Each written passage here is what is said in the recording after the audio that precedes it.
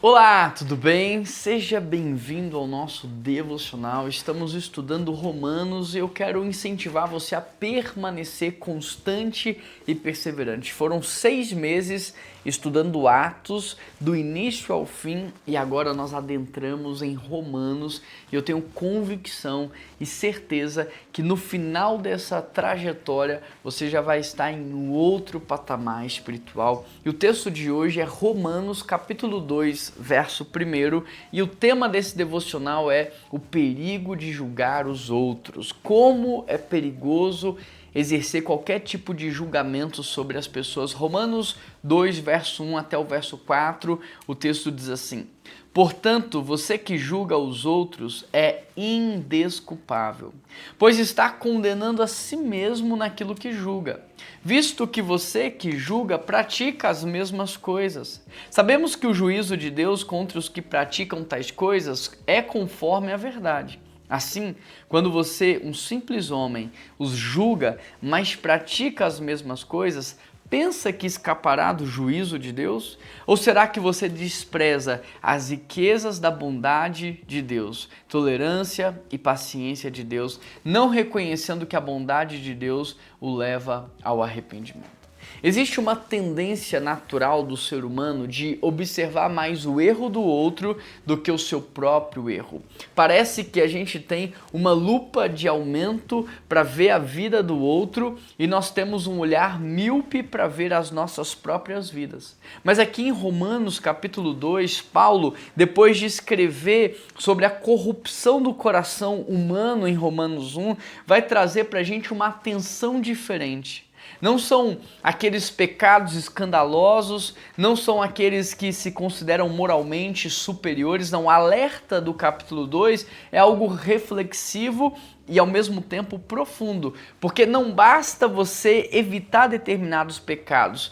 É necessário que você reconheça a necessidade da graça de Deus na sua vida. Romanos capítulo 2 não vai falar só sobre o pecado dos outros, mas principalmente se nós conseguimos reconhecer a bondade, a misericórdia e a graça de Deus nas nossas vidas. Porque quando nós reconhecemos isso, nós somos mais empáticos em relação aos outros. Mas quando nós não reconhecemos que Deus foi bondoso conosco, gracioso e misericordioso, então nós exercemos sobre a vida do outro uma justiça humana. Então quando eu olho para esse texto, eu aprendo algumas coisas, e a primeira delas é que o julgamento humano é seletivo.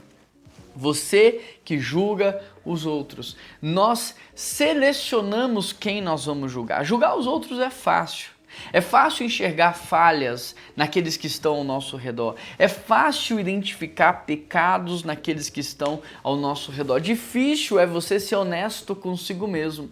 Difícil é você usar contra você mesmo a mesma vara, a mesma régua, o mesmo nível de rigor que você está usando pelos outros. E isso nos mostra o quanto nós somos seletivos. Quando é os outros, tem que pagar. Quando somos nós, nos perdoa, eu não sei o que eu estava fazendo, eu não sei o que eu tinha na cabeça, me perdoa. Quando é com os outros, não é assim. Quando é com os outros você precisa pagar, você tem que ser preso, você não sei o que, você tem que sofrer. Mas quando é com a gente mesmo, a gente clama por misericórdia, a gente clama para que as pessoas sejam bondosas e amorosas. A segunda coisa que eu observo é que a justiça de Deus ela é diferente da nossa. Olha o que o versículo 2 diz: sabemos que o juízo de Deus é conforme a verdade. A justiça humana, ela se baseia naquilo que os nossos olhos veem. A justiça de Deus, ela se baseia em algo muito mais completo do que apenas o que pode ser visto. Ela se baseia no que foi pensado, no que foi sentido, nas verdadeiras intenções e motivações. Por isso, quando nós olhamos para alguém e vemos aquela pessoa sofrendo, a gente muitas vezes pensa assim, mas não é justo. Fulano está sofrendo desse jeito, eu não sei. eu não escutei as conversas que Deus escutou, eu não vi o que Deus viu, eu não sei o que Deus sabe. Então, aos meus olhos é injusto, mas Deus sabe o que Ele está fazendo. É como aquelas pessoas que acolhem Jonas no barco delas. Elas não sabem que Deus está tratando Jonas. E aí, quando elas acolhem Jonas no barco, o que acontece? O barco vai sofrer ali muitas coisas por causa de Jonas. Então, a justiça de Deus é diferente da nossa. E é por isso que nós temos que confiar na justiça dele. Eu e você não temos capacidade alguma de exercer justiça. A gente não conhece o passado e o futuro, a gente não vê o que as pessoas estão sentindo ou pensando, a gente não conhece as intenções e as motivações, por isso precisamos confiar na justiça de Deus, porque ele não exerce justiça em algo superficial, mas a justiça dele é baseada em algo que é verídico. A terceira coisa que eu aprendo aqui é que a religião não nos torna inocentes. Paulo confronta aqueles que acreditavam que a sua vida religiosa lhes protegia. Paulo está confrontando aqui no capítulo 2 essas pessoas que pensavam que tinham uma determinada vida com Deus e que essa vida com Deus lhe isentava de algumas responsabilidades. Então Paulo está aqui dizendo, olha, você precisa tomar cuidado porque a tua religião não te protege. O que nos protege, na verdade, é a graça, a misericórdia, o perdão, o amor e a bondade de Deus. A quarta coisa que eu aprendo nesse texto é que a bondade de Deus não é uma aprovação. O verso 4 diz assim, a bondade de Deus leva ao arrependimento. Deus não exerce bondade somente com quem merece. Deus não exerce bondade somente com quem está sendo aprovado. A bondade de Deus não significa aprovação. A bondade de Deus não significa que você está aprovado. Deus é bom e Ele vai fazer o sol nascer para todos. Ele vai colocar o ar para todos respirarem.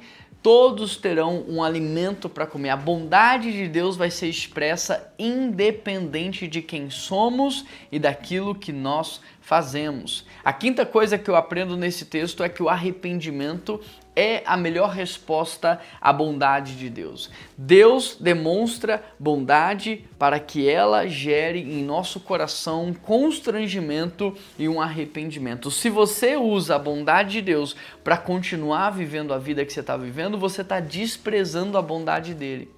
A melhor resposta que você pode dar a Deus em relação ao amor sacrificial, em relação ao perdão, em relação à graça, à misericórdia que se renova todas as manhãs e a bondade dele é se arrepender da vida que você tem levado, é corrigir a sua vida. Então perceba, o capítulo 2 não é só sobre o que os outros estão fazendo, mas principalmente sobre a postura do nosso coração. Se o nosso coração consegue reconhecer essa bondade, essa graça, esse amor, se o nosso coração consegue reconhecer que somos pecadores e que tudo de bom que acontece conosco tem a ver com a bondade de Deus e não com o nosso merecimento. Por isso eu quero te perguntar, você tem sido mais rápido para apontar o erro dos outros ou para reconhecer os seus próprios erros? Se você é mais rápido hoje para dizer que o outro está errado do que para pedir perdão, tem algo errado com a sua espiritualidade. Talvez você não esteja tão próximo de Deus assim.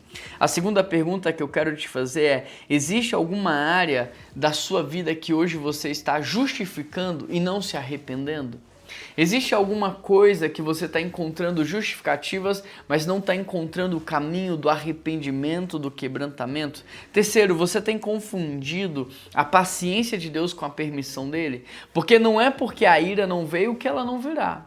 Não é porque o juízo não veio que ele não virá. Então não confunda a paciência de Deus com a permissão. Deus não está permitindo você permanecer no ciclo de pecado, no lamaçal do pecado, nos vícios. Ele não está permitindo, ele está sendo paciente, ele está te dando mais uma chance de se arrepender e de mudar. Eu quero te perguntar também quais áreas da sua vida você pode se arrepender hoje e se a sua vida reflete essa humildade diante da graça de Deus. Se você é humilde o suficiente para pedir perdão, humilde o suficiente para reconhecer que você precisa de ajuda, quais são as áreas que hoje você precisa se arrepender? E aqui algumas aplicações práticas para você. Então, antes de criticar alguém hoje, faça uma oração por essa pessoa. Peça a Deus para abençoar ela. Peça a Deus para transformar a vida dela. Peça a Deus para endireitar os caminhos dela.